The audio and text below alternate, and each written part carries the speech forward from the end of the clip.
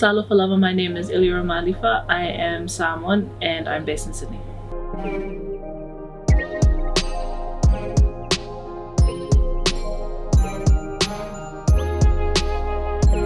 My thesis was titled Hollywood in the Pacific, Developing Sustainable Screen Industry in the Pacific. It ended up becoming sort of this roadmap for how we in the region could try and develop sustainable screen industry.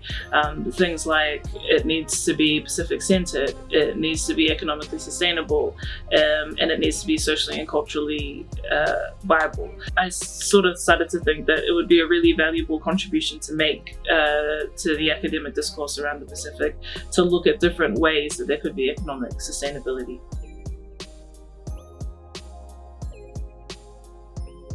I came to my PhD as a practitioner, but coming out the other end and having been able to use my network to produce this piece of literature that had sort of really deep research and learning how to research ethically from a Pacific lens, I'm very grateful for that skill. I feel like I can apply it now anywhere, and I feel like as though research at the level that I have been able to do it at the ANU, I am quite grateful for it, and I feel quite privileged to have been able to do it.